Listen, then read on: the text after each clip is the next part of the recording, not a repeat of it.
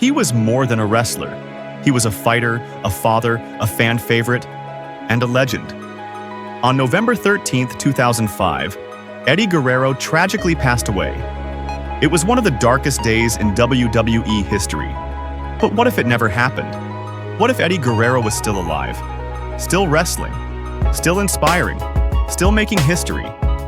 This is the alternate timeline, where Latino heat never faded. The moment time stood still. In 2005, Eddie was 38 years old, a veteran at the peak of his powers. He had just wrapped up an emotional feud with Rey Mysterio, a storyline that blurred the lines between fiction and reality. He was working with Batista, and many insiders believed he was moments away from becoming World Heavyweight Champion again, possibly at Survivor Series. But then tragedy struck.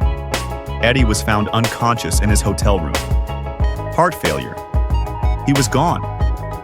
But in this alternate universe, he survives. A warning sign, a doctor's visit, a second chance.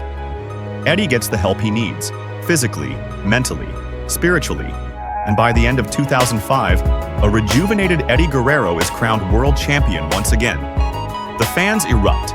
He doesn't just come back, he comes back better. The comeback and championship reign. At Armageddon 2005, Eddie defeats Batista. Clean or dirty, it doesn't matter. The torch is passed. Eddie is champion again. And now, the run begins. He reinvents himself, not just as a heel or face, but as something more layered. He's charming but dangerous, funny but deadly. A walking contradiction just like the real Eddie always was. He defends his title against Randy Orton in early 2006, creating matches full of psychology and passion. He beats Booker T in the finals of a revamped King of the Ring tournament, crowning himself not just king, but kingpin of SmackDown. At SummerSlam 2006, he faces Kurt Angle in a technical masterpiece that makes fans remember why they fell in love with wrestling in the first place. And at WrestleMania 23, it finally happens. Eddie Guerrero versus Shawn Michaels. Two artists, two storytellers, two icons. They steal the show.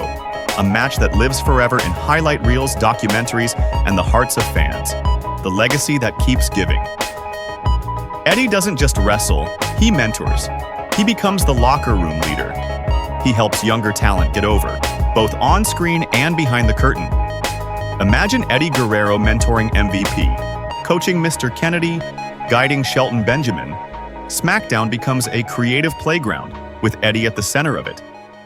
And on Raw, he occasionally shows up to feud with Triple H, tease a match with Ric Flair, or even get into a war of words with Vince McMahon himself.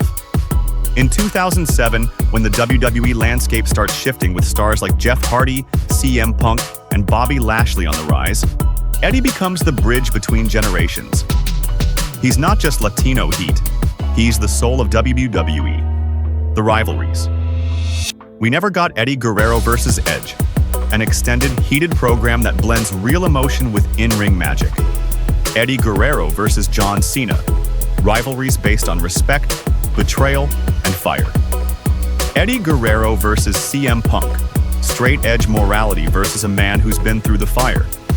And then there's the dream feud, Eddie Guerrero versus The Rock. Can you imagine the promos, the charisma, the mic battles?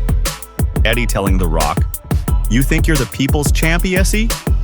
Well, these are my people too." It writes itself. Impact on wrestling's future. Eddie's continued presence alters the landscape of wrestling history. John Cena still becomes the guy, but now he shares the spotlight.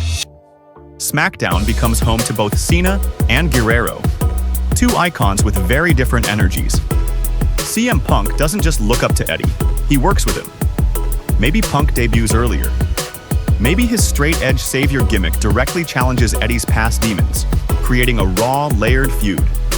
Daniel Bryan, Kevin Owens, Sami Zayn. With Eddie around, their rise is smoother. They're not anomalies, they're the future Eddie helped carve out. And what about AJ Styles? Imagine a WWE that signs him earlier, giving fans Eddie versus AJ. Eddie becomes the symbol for smaller guys who can main event, who can tell stories, who don't need to be 6 feet 5 inches and 270 pounds to rule the ring. And then, There's Benoit. Chris Benoit and Eddie were more than colleagues. They were brothers. Benoit's decline after Eddie's death is well documented. But if Eddie had lived, if he'd stayed in Benoit's life, maybe Benoit finds balance. Maybe he never spirals. The ripple effects go far beyond wrestling. A tragedy averted. Families spared. History rewritten. Latino excellence on the rise. Eddie Guerrero becomes more than just a superstar. He becomes a movement. WWE leans harder into Latin American markets. They build performance centers in Mexico, host major events in Latin America. And Eddie Guerrero Invitational becomes an annual tradition. Young Latino stars, from Andrade to Dragon Lee, look to Eddie not as a legend who passed too soon, but as a mentor still in their corner. And what about Dominic Mysterio? He doesn't just debut because of his father. He debuts under the wing of his Tio Eddie. And maybe, just maybe, he lies, cheats, and steals his way to greatness the Guerrero way. The PG era and beyond. When WWE transitions to the PG era, Eddie adapts without losing his edge. He becomes a color commentator, a surprise Rumble entrant, a WrestleMania mainstay. He puts over new talent without ever fading into the background. He becomes a Paul Heyman-type figure for Latino wrestlers. He scouts talent, trains, appears in NXT, and then comes 2014. The Shield dominates WWE. Roman Reigns, Seth Rollins, Dean Ambrose. Who steps up to challenge them? Not as a wrestler, but as a mentor. Eddie Guerrero returns to SmackDown, rallying a group of underdogs. Maybe he leads a new stable, La Familia, blending old-school cunning with new-school intensity. Imagine Eddie managing Dominic, Andrade, and Angel Garza. The legacy isn't just honored, it's alive. The Hall of Fame, the tribute, the farewell. In this alternate reality, Eddie isn't inducted posthumously. He walks the stage. He hugs Chavo, Ray, Vicky. He cries as fans chant his name. He tells stories, thanks his fans. And when he's finally ready to retire, he does it his way. One last match. Maybe at WrestleMania, against Ray or Cena. Or his own student. He doesn't leave behind heartbreak. He leaves behind hope. Eddie Guerrero's death left a hole in wrestling that has never been filled.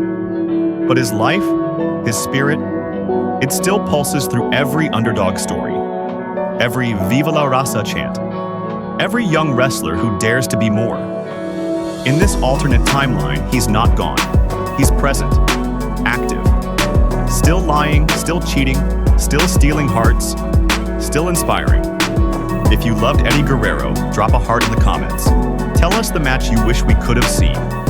And don't forget to like, subscribe, and turn on notifications for more emotional what-if stories. Dynamic.